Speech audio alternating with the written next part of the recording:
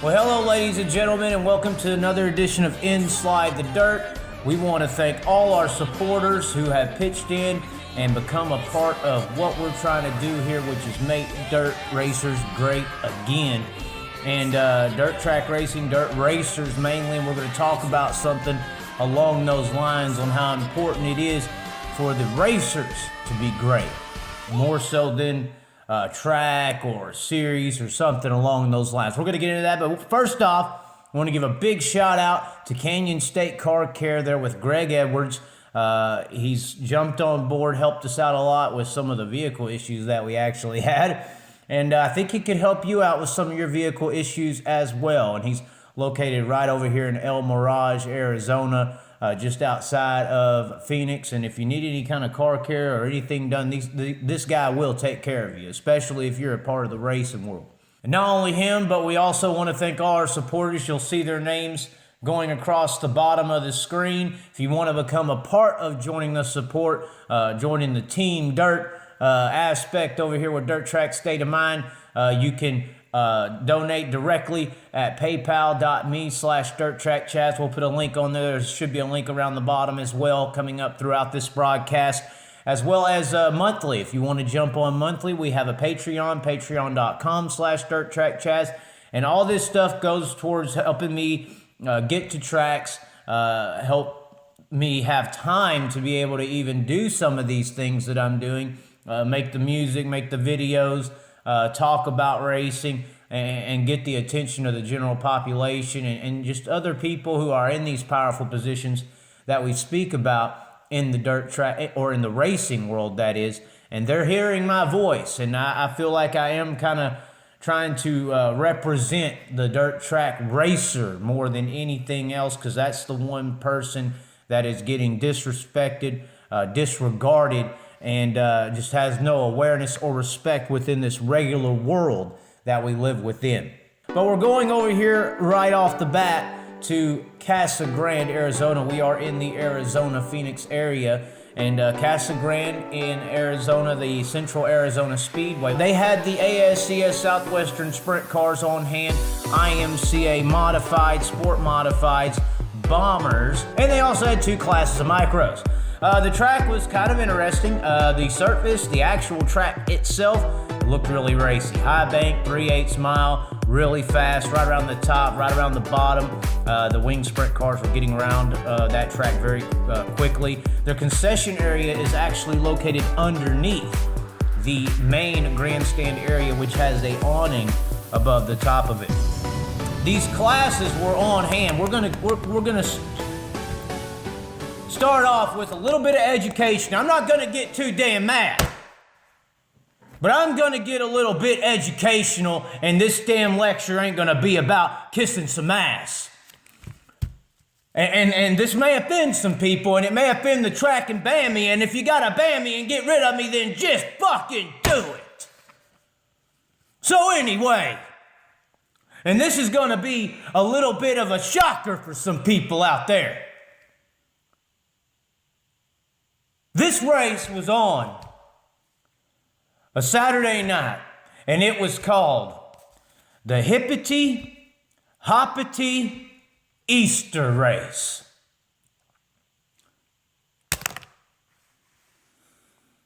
Now, I'm not trying to be too damn mean, but here's something people need to, I hear all the time. People say, oh, we need to get kids out to the racetrack. And that's what's going to bring their parents. And I'm not against the whole Easter deal here. I'm not Islamic, whatever. I'm not against Easter. You want to have a little Easter egg hunt, but this may be a good example. Kind of like the Ellis deal. Good example of what's wrong. I see all these tracks, how we get the kids out, all this crap. They bring the kids, we need bike giveaway, blah, blah, blah, blah, blah. Get these kids out here, and that'll bring the parents. Well, let me ask you something. And when I say you, I'm talking to the race fan, the true dirt track race fan. Now, you are a dirt track race fan because you went as a kid, correct? Correct. Now, did you go to the racetrack as a kid for a fucking Easter egg hunt? Did you go to the racetrack as a kid for a bike giveaway? The answer to that, ladies and gentlemen, is hell no on this Easter Sunday. Which it wasn't Easter, it was the week before, but whatever. The point of what I'm trying to say is, the reason my generation is race fans that went to the racetrack as kids is because your 25 to 30-year-old parents wanted to go to the racetrack. And they brought their kids with them. That's the fix for, bring the kids. No. You need to make this race, this dirt track racing thing, appealing and something that 25 or 20 to 30-year-olds are getting younger as being parents. Now, I'm just saying. But 25 to 30, they're about 5 to 6 years old, hopefully. Hopefully. Jerry Springer and Maury, he's changed that all up. But what I'm trying to say is you need to get 25 to 35, 20 to 35, you got a good range there, aged people wanting to come to the racetrack. And guess what they do? They bring their kids. And they're not bringing their kids because it's a bike giveaway or an Easter egg hunt. So, that is the ultimate fix for racing, is getting that age range into racing. Now, the problem with that, back in the day when we were kids, the 30-year, I'm 31, so the 27 to, I'll say, 36 and older, the reason we went to the reason our parents took us to the track is because dirt track racing was not some lower form. The media companies back then covered local racing as professional auto racing, not grassroots. You need to understand that grassroots label is the N-word for dirt track racing. It is your lower form label. And like I said before, promoters, dirt track racers, fans, you need to understand that there's a certain series out there that's running around telling everyone they're the baddest son of a bitches on the planet, especially at least in America. And they work on that illusion that they're the best and the greatest. And for them to work on that illusion, you have to be below them. Now, our job as dirt track people is to educate regular people how that claim of them being the greatest is a big fucking bullshit lie, and they ain't nothing but a bunch of $5 million rent to truck assholes who's got about $15 million behind them by the time they get to cup racing. Little to do with talent, little to do with skill, all to do with money. And you know what? Regular people may not understand the racing world, but regular people understand money. And that's how you're going to get your 25 to 30-year-olds locked and wanting to come out to the racetrack. First, it's awareness, because people can say all the time, there's plenty of things to do on a Saturday night. That's why there's so many, track promoters, there's so many things to do now on a Saturday night compared to the 80s. You're not a thing to do, bro. Go out and talk to regular people. You're not in their mind as an option. You don't exist, dirt track racers and track promoters and tracks and even series. You aren't an option because of this marketing scheme that has pushed you off the fucking map as a viable form of motorsports. Respected form. That's the bigger deal. Respected. So anyways, that's what I got to say. Tracks, promoters, series, you need to get off your nuts and get on some racers' nuts. What are you talking about?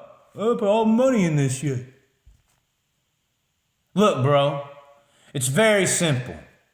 You as a track or series, anything like that, you're nothing but a fucking stage. Now, I'm not being disrespectful. I'm just telling you the truth. You're a stage. Now, people don't come out to concerts to see a stage. They come out to see the stars performing on that stage. And they don't come out for a guitar. You see, they don't come out for a drum set. Because you see these freaking track promoters and series directors always saying, come on out to the so-and-so Speedway to see sprint cars and modifieds. That would be like one of these event promoters for a music event saying, come on out to the bullshit arena and watch drums and guitars. That's not what works. You want to take a page from that horrible organization that's pushing everyone around? The stock car thing? They go up there, they put a billboard up, they put NASCAR, and then they put pictures of all the drivers. Young guns, seasoned vet. They promote the stars. And the reason their stars don't work is because they're not organically grown. They're just bought and paid for. Your local racer, though, can relate to some regular people because they aren't bought and paid for millionaire rich kids. So what I'm saying is if you're going to buy a billboard, if you're going to advertise, if you're going to make a flyer, put one of your or two of your or three of your racers on that. You need to turn your racers, your stars, into local celebrities that people want to come and see. Just like music. Music industry is a great example. It's not too great of one, but it is kind of. You got your local music stars. Like in Texas, where I'm from, Jason Boland. Aaron Watson was a local guy, kind of. A lower tier guy. He'd come around, These stars. And we used to have that in dirt track racing, We used to have that. We used to have Gary Wrights in Texas. Used to have your big names in Arizona, big names in Indiana. Local stars that people knew about. Bob Ewell. Stuff like that. And these are people that people looked up to and idolized and wanted to go and see. Stars. See how they put lawyers on billboards, and that lawyer now is a little celebrity. He can go anywhere in town and everybody knows who he is. Oh my God, there he is. Let me get your picture. That's what you need to do with your drivers. You need to make them celebrities. That's where a lot of people are messing up. World of Outlaws. Oh, World of Outlaws. World of Outlaws. They're branding that. They need to be turning shots and all these other guys into stars. Now, Hoddenchild, Dell Jr., whatever you want to call them. That's a whole nother deal. Stenhouse. I got a song coming out about that soon. So, that is what local tracks you need to do. To hell with your track. You got to put the track name in there. I understand. But when you put sprint cars, modifieds, late models, you just didn't do shit but say come out and watch guitar, bass, and drum set. And people don't fill up arenas for the damn instruments. They fill them up for the damn stars. And that is the fix. Making dirt racers great again. Because they haven't been in 30 years ever since this little Jeff Gordon punk put the whole damn sport on a subpar level. In my opinion. And he could have just been used. It was probably the guys above him, the actual marketing teams that saw how they could use him. Like pieces on a gaming board. So anyways, let's get on because we're going to tie into that probably. We had the ASCS Southwest Sprint Car main event. At the start of the race, you had Wooford, hopefully I'm saying that right, father and son, Lauren and Wes Wolford, that is, shot out to the lead. I believe the track was in perfect condition. It was slick top, a little bit of a bottom, had to work the throttle, and then old buddy Rick Zill, he went old school, backed that old wing up and took it to the front, buddy. And really, that was about it. Colton Hardy had a few people spin out and made his way up to second, but Rick Zill took home the win, and we caught up with Rick Zill post-race, and here is your interview with your ASCS Southwest Sprint Car feature winner, Rick Zill. Well, picked up the win there, and car looked good. You seemed like you moved the wing back a little bit there after the first few laps, and that kind of hooked it up. Yeah, we kind of had to get it all the way back in the trunk to get enough traction, but it worked. Seems like a lot of the young guys don't ever do that. You never see people pull the wings back. Seems like it has to be those old school kind of guys that they're the ones that usually do it. Well, the experience comes into play on some of these tracks, especially when it slicks up like that. So did you know Hardy or anybody was coming back there? Did you hear anyone at all? I knew he had to be getting close because he shines on these kind of tracks as well. So I knew he was probably coming up pretty quick. So what kind of chassis is this? How old is it? What is it? What do you got going on? This is a Maximum. It was built last year. The other components are older, but the chassis was built last year. Definitely. So what about the racetrack? It seemed like it changed a little bit. Didn't really rubber kind of started to off before? It got some spotty rubber, but it wasn't good rubber, which played to my advantage because I do well on the slick tracks. What are you going to run this year? We're going to run as much ASCS Southwest as we can, and whatever else we can afford to do, depending on sponsor help and stuff like that. So do people expect you to win when you're out here? It seems like that's like what you're supposed to do. Well, if you don't win, it's a big letdown. Yeah, they say the second's the first loser. So. Any sponsors? Oh yeah, we got Lucas Oil's on board with us again. We got Messiah Valley Transportation's with us. Roll Jones. Yeah, Roll Jones. We picked up a new sponsor this week. Oh, it's a friend of mine from back home. He lives in California now, but we kind of grew up together back home. Okay. At the racetracks and stuff. All right. Yeah, it's Graham Motorsports. That's Graham what it is. Motorsports. Yeah. Okay. Got to get it put on the car now, huh? Yeah. Well, yeah. We're waiting on the new wing because he brought me stickers over this week, and I told him we were going to put it on the new wing. We thought we were going to pick it up today, but it wasn't ready till later next week. So. First one of the year? Yes. Not the last? Hopefully not the last. All right. What's up with everybody joking about you and the hair? Oh, I'm one of the more hairy drivers. It's the old school deal? I got a lot of hair, so. There's one guy on the USAC circuit has more than I do, but. You trying to beat him? No, I mean, it is what it is. Oh, okay. So. Well, there you have it, ladies and gentlemen. Rick Zill picking up the win in the ASCS Southwest Sprint Car Series. Something that did occur. Colton Hardy did come home in second, but something that did occur was the elder Wolford went off on a restart, went into 1 and 2, and something broke on the suspension of the vehicle. You can check it out right here. Something broke on the suspension. It just shot out the track. Luckily, it didn't go upside down. Luckily, everybody was okay. But what's going on? That's the question I have here. What's going on with the manufacturing of these products? You had this happen with Wolford. You had the Greg Hodnett situation, which I'm so pissed off about. You also had Dennis Guile here in the local area when the Outlaws were at Arizona Speedway. He flipped. Well, I mean, what's going on with these parts breaking? Is it a made in China? Is it metal from China?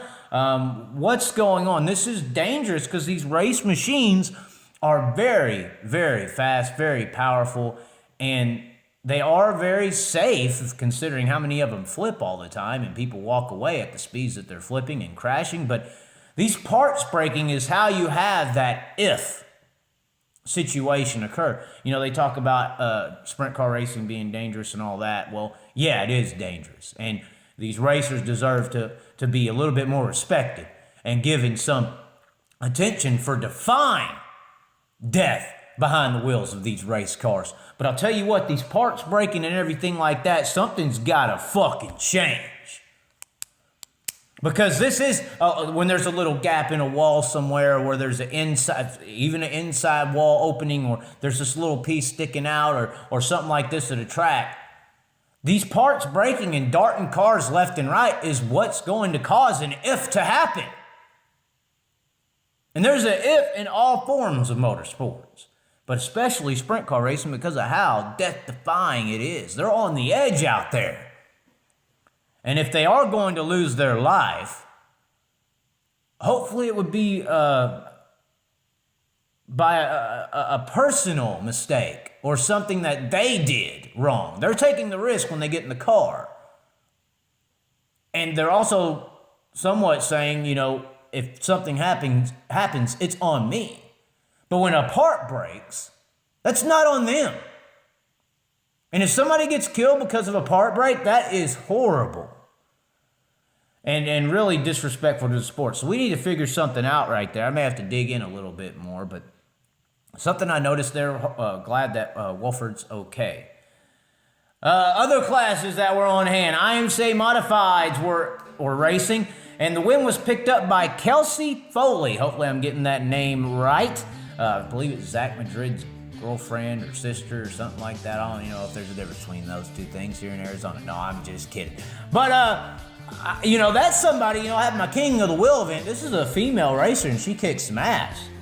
And I think that would be a good King of the Wheel matchup, which I don't know if y'all heard about it, 30 NASCAR stars versus 30 local dirt track racers in dirt cars. You think you're the best in the world? You're LeBron James, you're the Tom Brady? All right, come on down here to this local guy playing in the backyard that you say to the world we are, just little backyard little bums.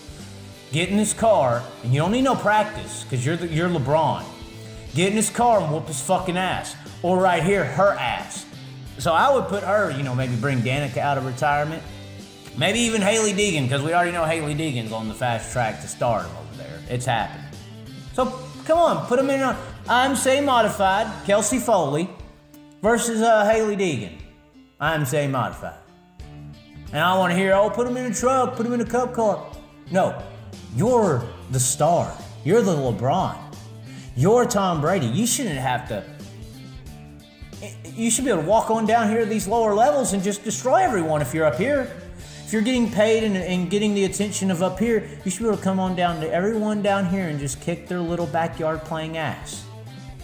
But anyways, IMCA Modifieds picked up by Kelsey Foley. Sport Modifieds picked up by Bo Parton. Hopefully I'm getting that right. And the Bombers were picked up by Branson Lacey. Now, once again, we had two classes of micros on hand. And apparently, everybody's starting to pay $25,000. You got one of those races in Oklahoma for micros. You also have a $20,000 to win in Sweet Springs. I think it's Circus City has a $15,000 or so race. And they're doing this because of the registration fees and the amount of cars. It's how they're making money. It's a money-making ordeal. That's what some of these guys are doing. We have the same thing with factory stocks in Texas. Pay this big purse, get 200 cars, make all your money on the back gate. Boom. But what happened here in the micro racing at the Central Arizona Speedway is they had a track on the infield where they ran them. I'll show you some footage. But there were crashes throughout each of the events. They had outlaw class and restricted class. And in the outlaw class, Colton Hardy wins. Notice the trend dropping down to the lower level. But anyways, and then once again, the restricted bunch of crashes. And Axton Romero picked it up. I have some comments on this stuff, but this is going to even turn up the comments just a little bit more. Here is the winning interview with Axton Romero from the restricted class. Here he is, your winner from Saturday night at the Central Arizona Speedway. So, first win of your career? Yeah. What, have you run anything before this? Or Yeah, I've ran outlaw cars. did you win a lot in that or no? Yeah. So, what are you trying to do? Are you trying to do this year and then, or a few years? What are you trying to do? I'm doing this for a few years, and then I'm moving to opens and then soon sprint cars. So, what do you want to do with racing? Do you just want to do sprint cars, or what's your... I want to move up to NASCAR. All right, ladies and gentlemen. I'm not going to be too mean here. This is a young kid. I'm not going to be mean to him because I don't blame him. I don't blame him at all. But this is the power of media. This is the power of media. This is the young kids that they go after and how they go after them, and it is with goals, idols. They don't want to be Rick Zeal. They don't want to be this guy or that, their local star. They don't want to be their daddy. I have a hell of a story with a sport modified and modified racer in the Dallas area before I started making all these videos, and this is a story that got me going this route. He is a champion, this guy I'm talking about, in the Dallas-Fort Worth area. He is a local champion. He's driving that modified as fast as you can drive it. And you could put any damn NASCAR or Formula One racer out there in a modified, and he's going to wax his ass. And I'm over at his house one Sunday, and his son, about the same age as Axton, is watching the TV, and he goes, man, he's a huge Joey Logano fan. He looks up to him. He idolizes Joey Logano. And I'm sitting there saying, what the fuck? He don't want to be like his dad, a local champion, anything like that, because his dad isn't idolized or respected like old track champions used to be and winners. This new age deal, you're a nobody. The only ones that matter is this on-screen deal. Axton wants to be a NASCAR driver. Axton and this driver's son is in the plan. I don't want to be like Daddy. I don't want to be like Rick Zeal. I don't want to be a big local dirt racer, because there is none of those. I don't want to be a local dirt racer. I want to be NASCAR. I want to be Larson. I want to be Jeff Gordon.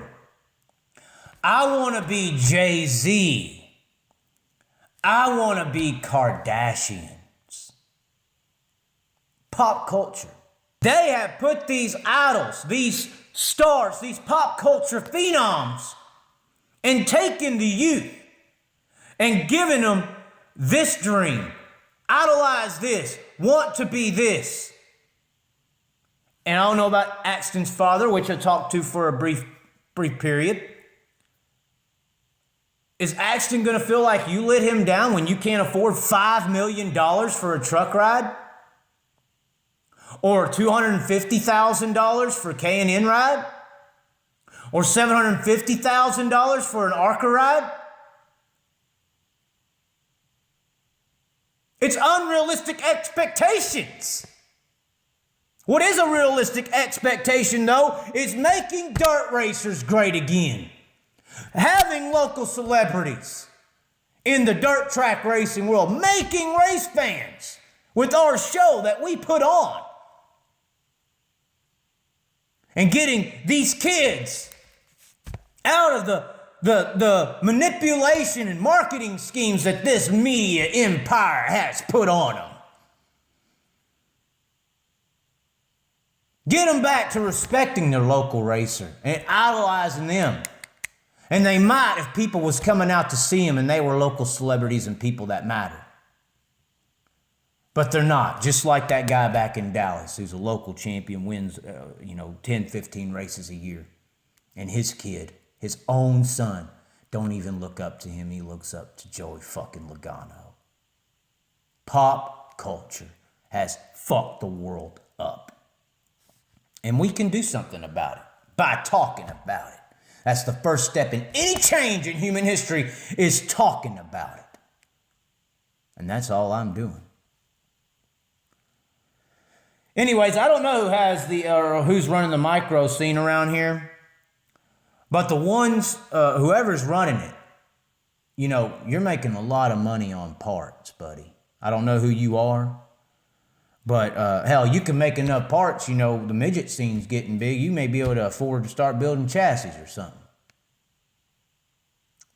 Because those micros on that track, how it was prepped, it's just a beat and bang and crash them up situation. The track needs to be widened out, needs to be rolled in, needs to be smoother. The berm needs to have some work. There needs to not be water puddles. I don't know who sells the parts, but you're becoming a rich man, for sure, there at the Central Arizona Speedway. And that's going to wrap it up for our Central Arizona Speedway track review. It is a great racetrack, great racing action. And these are just my opinions and views on everything that's going on there. Once again, this InSLide The DIRT is brought to you by the Canyon State Car Care with Greg Edwards. And we want to thank you for helping us get on out to the Central Arizona Speedway. On to Round the Birm, ladies and gentlemen. This is going to be a weekly kind of talking about all the relevant topics, things that have come up and happened here in the dirt track racing world over the last week or weekend. We're going to be showing some clips of the things that have happened, you know, whether that's with Speed Shift TV. Big shout out to them. Check them out. They're a really good company. Whether dirtondirt.com, another great company. Any little clips here, kind of like around the Birm type of situation. And we're just going to talk about some subjects that have come up. One of the big subjects, one of the big clips that came out, we'll show you one of the clip here. The Keith Copeland Classic with the All-Star Circuit of Champions, the Ole's Bargain or Articat, whatever. They keep changing it out, you know, whatever Stewart says. And there was a wreck between Danny Dietrich and Anthony Macri.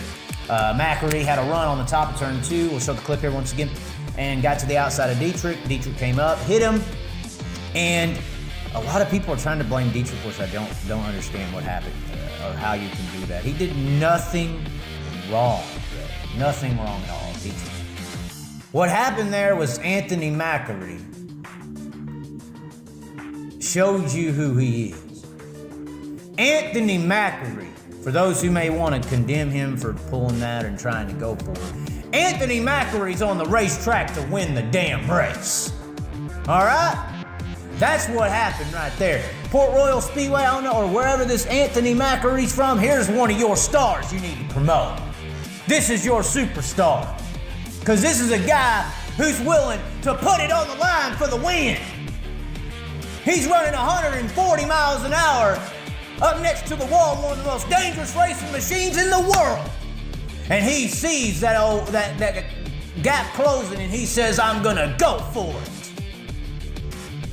This was Brady backing up and throwing it into that window that's too tight for anyone else, and he got it picked off. Macri got picked off. But you gotta have a star willing to go for it. He could have lifted, yeah, he could have slowed down and not let it happen. But here in sprint car racing, buddy, you ain't got 400 laps and a couple of pit stops to save your ass. If you're gonna win the race, you gotta make it happen.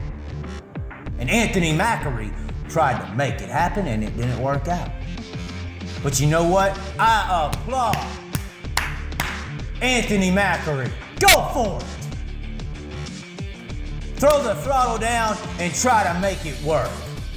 Danny Dietrich didn't do nothing wrong. This was nothing but Anthony Macri trying to get the job done. And he could have, I mean, everybody says, oh, Dietrich came up, he didn't see him. Could have been a situation where he could. Maybe he might have heard him and might have slowed up.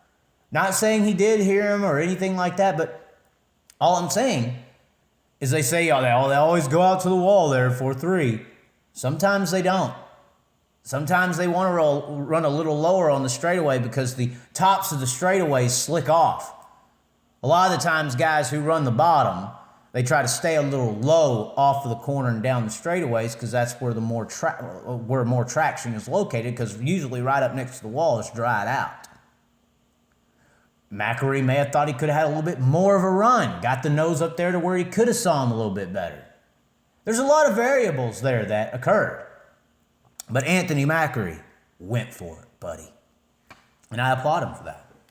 A few days before that, the All-Star Circuit of Champions was at the Virginia Motor Speedway, and they were pulling wheelies at 130 miles an hour. They were absolutely flying around this racetrack. And besides all that, Corey Eliason, my, oh my, this guy is underrated on a global. This is a superstar. This is another one of these stars that needs to be pushed to the country.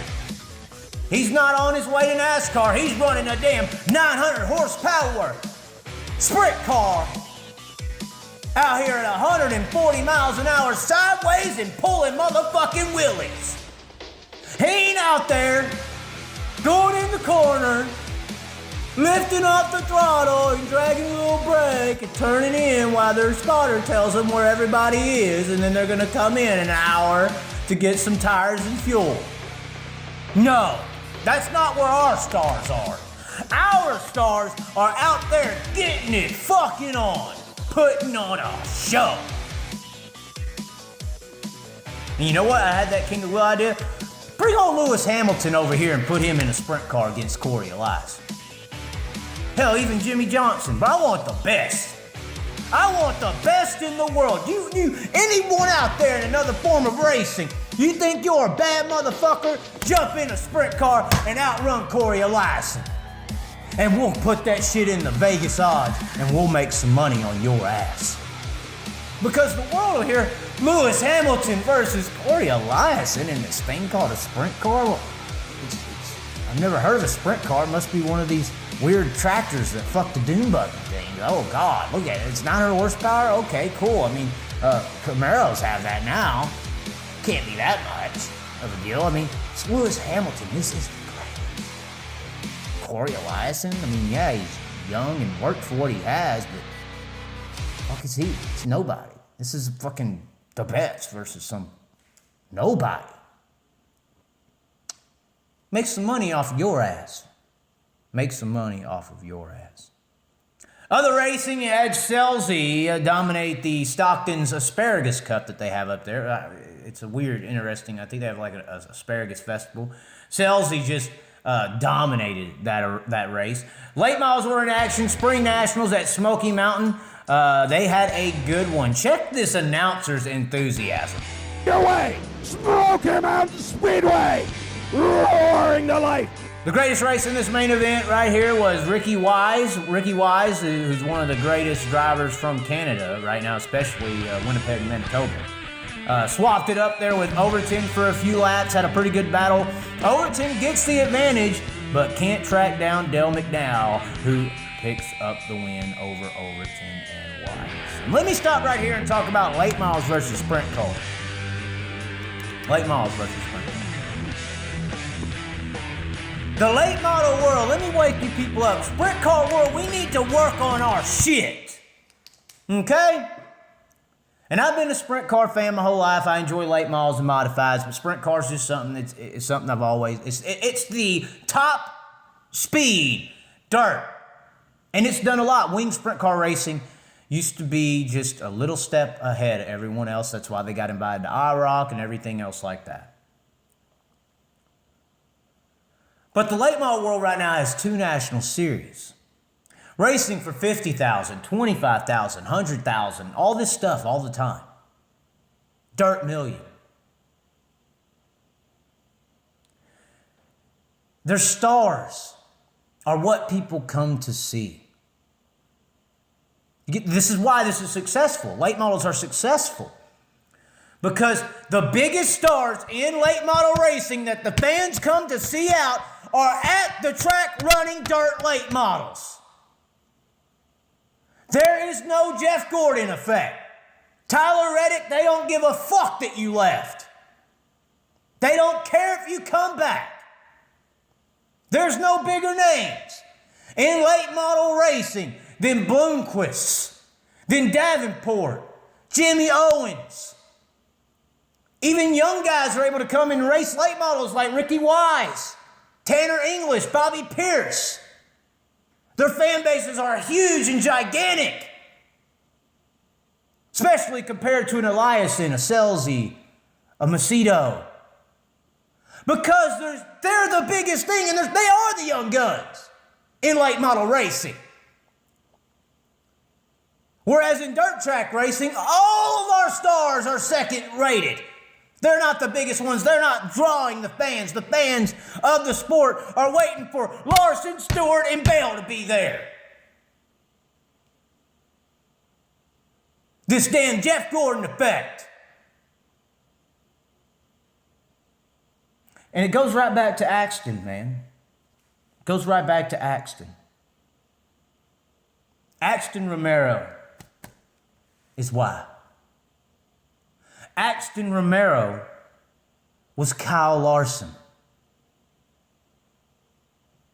Kyle saw Gordon, wanted to be Gordon. A lot of kids did. A lot of pop culture did it.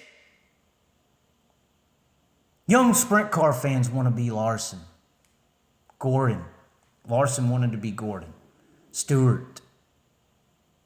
Young little kid late model fans want to be Bloomquist. They want to be Moyer.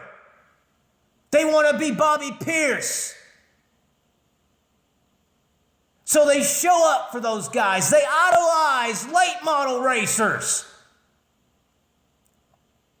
And wing sprint car racing is important. We have to get the respect back for wing sprint car racing and non-wing. The only reason I say wing is because wing came along in 78 and just kind of got a little bit bigger than non-wing. And non-wing always did go to IndyCar racing, whereas winged and World of Outlaw racers, you could do that full time. It just kind of paid more, draw more people. Most of the time. You could travel. The series traveled and was able to draw more people. It's a better way to put it. But fans, and even like the Axton deal of sprint car racing, are idolizing Larsons, Bells, Stewarts, where fans and young sprint car people and drivers like Axton want to be, or in the late model world, want to be Bloomquist, Moyer, Pierce, Tanner English, Ricky Wise, Brandon Overton, Dale McDowell. It's all about influence. That's what pop culture's always been about. Just like I referenced Jay-Z and all them. It's all manipulation. It's a media game, guys. We gotta understand it. And this late model example, sprint car people, is a great example as to why we are down. Because I'll tell you what, you can talk all the fucking shit you want about late models and modifieds, you sprint car people, which is stupid, and it goes back the other way. And they have a right to be upset with us in sprint car racing world, open wheel, dirt. Because we're not living up to the same level as them. We're not doing that with our stars. Their main series can't lock drivers into contracts that say you can't run anywhere else because they're successful enough to where they have 2 national series with 40 to 60 cars a night because their fan base supports that and supports these incomes. Now just imagine if a late model was more relevant in the world.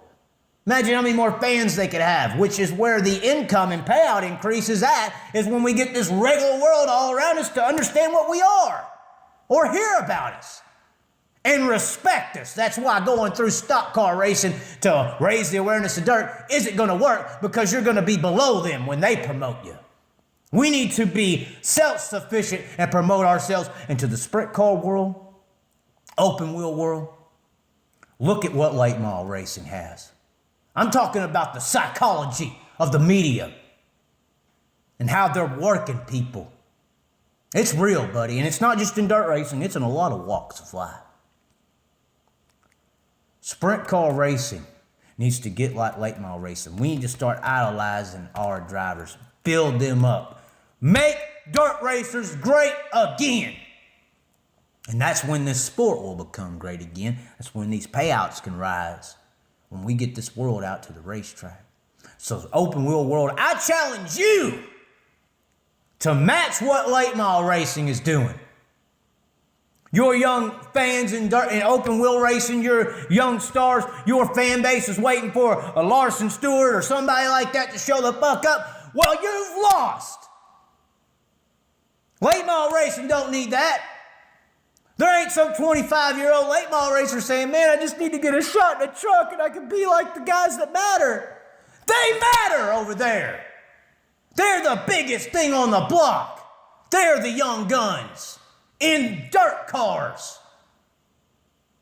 So anyways, that's all I got to say about that. I'm going to stop right there because we have a lot of things developing. We have a lot of things developing here. We got 2 shows that we're going to be doing here weekly. We're going to have this InSLide The DIRT where I go to a track, review it, and do these other topics as well. Then we're going to have Turning the Table. Now, another guy who I wanted to give a shout out to is one's Dennis Guile. Hopefully you get okay. We talked about his wreck earlier. But another guy that had a wreck, and I made a comment on it, was Joey Biazzi. And he had a pretty bad wreck at Lincoln in his non-wing car. Check it out right here. And my comment sums this shit up. You are respected by me for being in the most extreme form of motorsports in human history.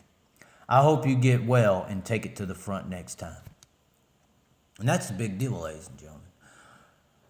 Yes, these sprint cars are dangerous, but that should be a reason why they're respected more. Those guys over there in that stock car stuff are pussies, punks, bitches, scared to get hurt on the field. We're out here putting lives on the line. We're mountain climbers. We're swimming with sharks while you're over there with puppies and fucking kitty cats. We're out here with lions and tigers and bears. Oh my, Biazzi. So, that's what I'm trying to say. We should be getting more respect and attention for what we're doing out here while we're not wrecking, while we're swimming with the shark and we're able to do things with that beast that other people just can't do or are too afraid to do. Like Lewis Hamilton. You think he'll get in a wing sprint car, 900 horsepower, 410? You think Kyle Busch or Jimmy Johnson will do that?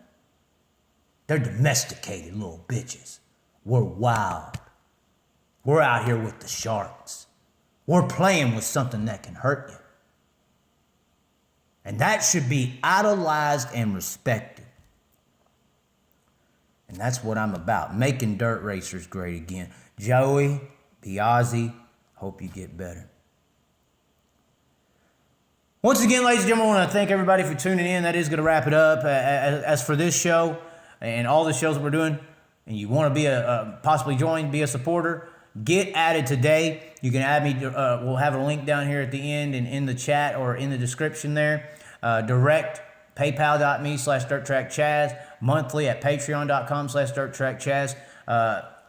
Really, anything helps. You give $1. I had a guy give $1. His name's on the list. Can you give him for $20? I don't care. I mean, you're helping out. And you can also help out through Apparel. We have the Dirt Track State of Mind Apparel. We also have new Make Dirt Racers Great Again t-shirts, mugs, tank tops, and you could just help out there. We don't make a lot of money on the apparel. We make like $2, $1 because we don't have the money to actually buy shirts for a couple grand, so we have to sell them online. Sponsors, if you we're looking for you as well. We have just over 500,000 minutes viewed this year. We've reached over 5 million since we've been in inception since last year, and really sponsors help out a lot. Whatever you can do, whatever you can help out, shoot us a message here on the page and we'll try to get you added and on board. Right now, guy who's helping us out is the Canyon State Car Care here with Greg Edwards. Also Lone Star 600, they've been a supporter, LoneStar600.com. It's a $35,000 enduro race at the Devil's Bowl Speedway in Mesquite, Texas. $35,000.